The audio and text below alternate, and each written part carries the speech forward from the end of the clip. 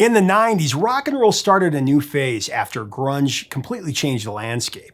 Up next, a band that embraced the old and the new and became one of the preeminent bands of the 90s and 2000s.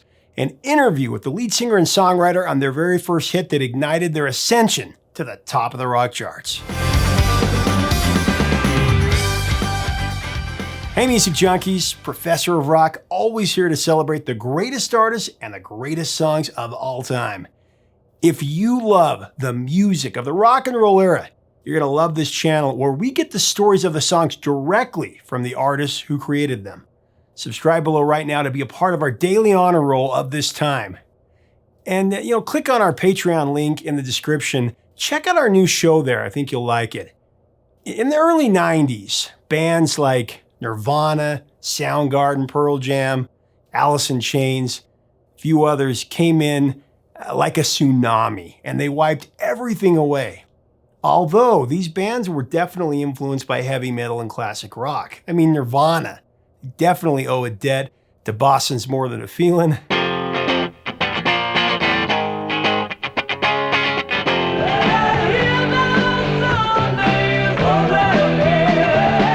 Pearl Jam 10 has a lot more in common with classic rock than any other genre that was an influence on the members individually, for sure.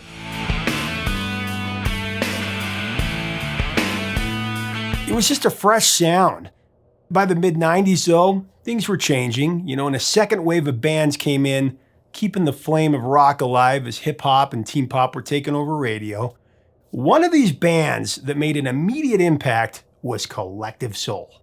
Their first two albums sold 2 and 3 million copies, not to mention their first 4 were all platinum. They had 7 #1 hits on the rock charts, 2 that went to #2 as well, with songs that really defined those times, like December. Don't worry about, don't speak about, turn your head. And The World I Know. 'Cause it's the world I know. Oh, it's the world I... As well as Run.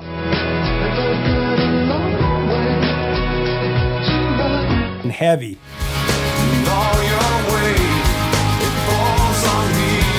And of course, their very first release, Shine.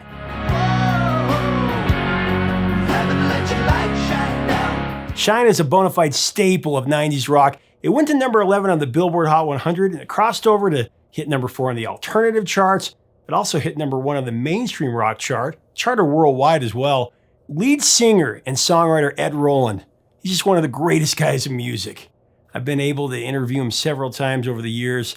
He's just a genuine guy who cares deeply about rock and roll, not only the music that he creates, but all the history that came before. He's one of the good guys for sure. And what follows is the story behind creating Shine and Collective Soul's debut album, Hints, Allegations, and Things Left Unsaid. Now, as we go into this interview, I want to thank our sponsor, Zenni Eyewear. It helps make this possible. I'm wearing my, my red frames here, the black. If you're in the market for new glasses or sunglasses, Zenni.com is the place to go, I'm telling you. You can design your own pair from scores of different frames, shapes, colors, styles. You can add great features as well as like anti-fog and anti-glare, and you see how you look before you buy. So go check it out today. Here's Ed Roland with a story of Shine. Let's go back to Hints and Allegations and Things Left Unsaid, which you borrowed a little bit from Paul Simon there. I did. Which is great. That's okay. And the album cover, I remember seeing it. I was a senior in high school when I first heard Shine. And I remember seeing the album cover with... Mad Hatter, for lack of a better term. Exactly. The guy from that Broadway musical, wasn't it? I don't know what it was. It was a book that I found that was... The Demon Barber. Copyright-free artwork. So I literally went in and I colored it. That's how in the basement we were, Oh, I'll just color this. Boom, there's our album artwork. I'm like... Well, I mean, you were way ahead of your time here because that's what everybody's doing now is they're creating their record in their basement. You guys were doing it back in the early 90s. Not wanting to. We really wanted to go be in nice studios, but we still, to this day, I think 2 records we've been in major studios for a term. I own a lot of gear, and we've recorded everywhere from our rehearsal space to the last 3 records have been recorded in my home. To me, it's about clarity to put it down nowadays to disc, hard drive. But any space is a good recording space as long as you go with the right attitude.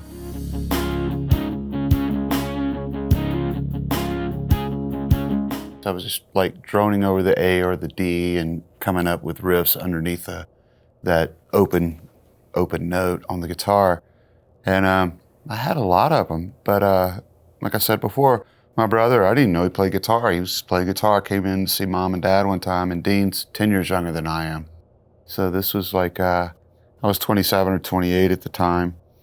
And I was like showing him this, and he was playing along, and I'd never had a chorus to it, so I kind of wrote the chorus right there. I kind of finished the song right there in front of him, kind of show off to my younger brother, to be honest with you. I always wondered where the yeah came from.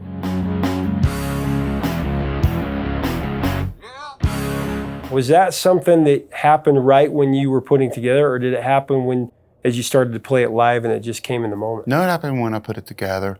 It's just a space, and I remember my original manager hated the yeah. He was like, take that out, and you get da da da da da da da da da da da. Like I was like, there needs to be something there. So I went to the bathroom and got the toilet paper dispenser, and just went yeah through that into a microphone.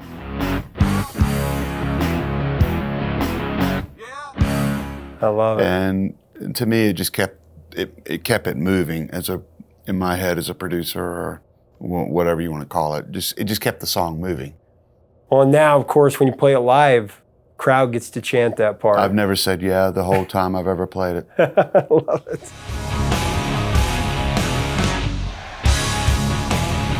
When I wrote it, you got to remember I was 27 years old. I was just trying to get anywhere in any place I could in the music industry, mostly as a songwriter, because at 27, 28, you're kind of long in the tooth to be a rock star, and I'm not saying I am now. I'm just saying to start up a band, most kids are early 20s.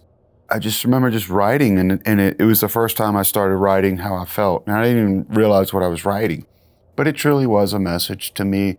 And I remember my dad coming to me, he goes, you wrote a prayer. And I said, no, I believe in the separation of church and rock and roll, or religion and rock and roll. Like I just wrote.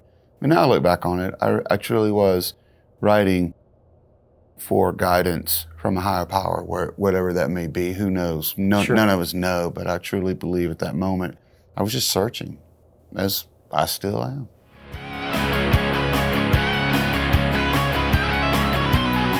I wasn't trying to write the song, it just kind of happened. Nowadays I sit down and go, I'm gonna write a song, or something happens.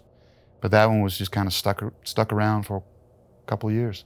And I remember early Thank on, God. I remember early on somebody was asking you, are you guys a Christian band because you use the word heaven? You're like, you ever heard of Led Zeppelin? They use the word heaven. Yeah, and I get that. Yeah. Growing up in my dad being a minister, 18 years of my life were in the church. So Yeah. a lot of the language that I use, the jargon, whatever, is based is scripture. But being in a band, unless all five guys, sit around and say, this is what we're about, you can't say you're one thing or the other. Like, Right. What I believe in, Dean may not believe, or Will may not. So Right. I was very careful that the band, though I can write and have those overtones, I cannot say that that's how we all think or how we all believe. Right. That's unfair to those guys. So, and I believe in separation of church and rock and roll. Yeah. I love it.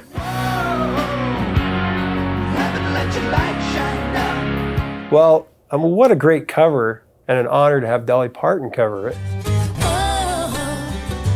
Heaven, let your light shine down. To win a Grammy I know.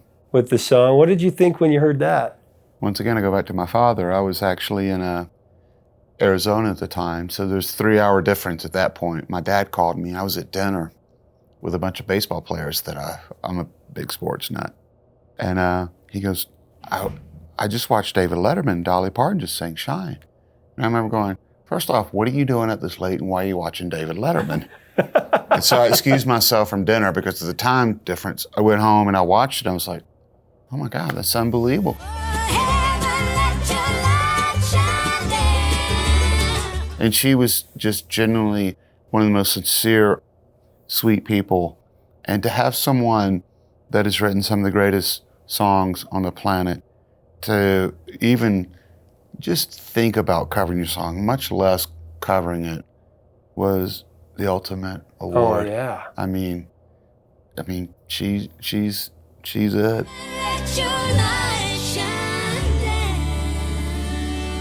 It's one of those songs from the 90s that is a classic rock staple. When I was growing up, and we speak of dad, my dad just passed away a couple weeks ago. He was a big collective soul I'm so fan. sorry. Oh, So thank sorry. you. But he was a big collective soul fan. He didn't like a lot of modern music. He raised me on the 60s and 70s. But That's he a good loved- man. Yeah. I like that. I remember in the 90s growing up listening to 70s, those rock staples. And now that's what it is with Shine. It's a classic rock staple for the ages. Thank Yeah. you for that, and God bless your father, and sorry about that. Oh, thank you so much. I think when Shine came out, it kind of got looped in the whole grunge and post-grunge. You know, I grew up listening to, the first concert I ever went to see was, my dad took me to see Johnny Cash. Fell into a burning ring of fire. I went down. You know, I started Wow. Johnny Cash, Liberace, Elton John, The Kings. So I was wide variety.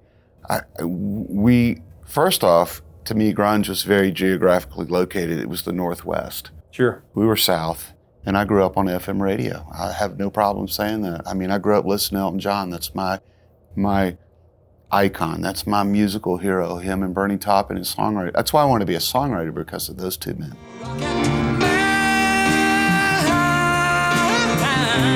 And then you got a chance to meet Elton John and work with him Yeah. in Perfect Day. Right. He lives part-time in Atlanta. That's where we're from, and we're still based there.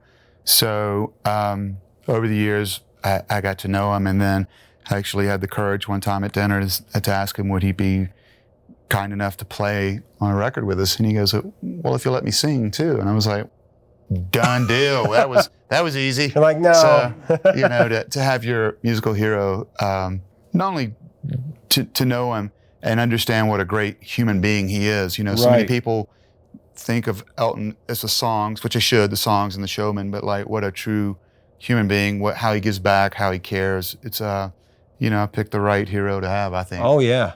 I truly do. Yeah, So, and one of the great piano players, great songwriters of all time. right, without a doubt. But it's also,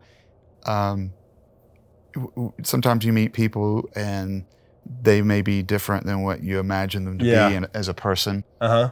But Elton's, he's not what you imagine. He's better. He truly is a caring and giving person. And to me, that means a lot. Absolutely. I grew up where, you know, you didn't hear Velvet Underground. I didn't know I couldn't spell Velvet Underground from my schooling, much less know what they sang.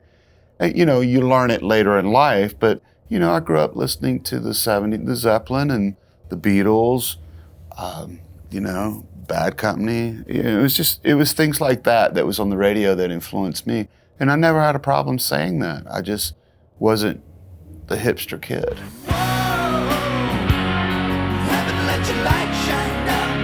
Hey, thanks so much for watching. Leave us a comment about Ed Roland, Collective Soul, and this 90s classic. What are your thoughts on the songs and your memories from hearing it for the first time? What other 90s songs should we cover here? We're going to get into the 90s. Get a lot of interviews from there.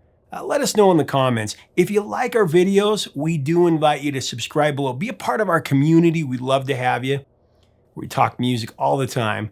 And get insider access. Join us on Patreon. Click on the link in the description and check that out. Help us keep the music alive. Until next time, 3 chords and the truth, my friends. Stay safe out there.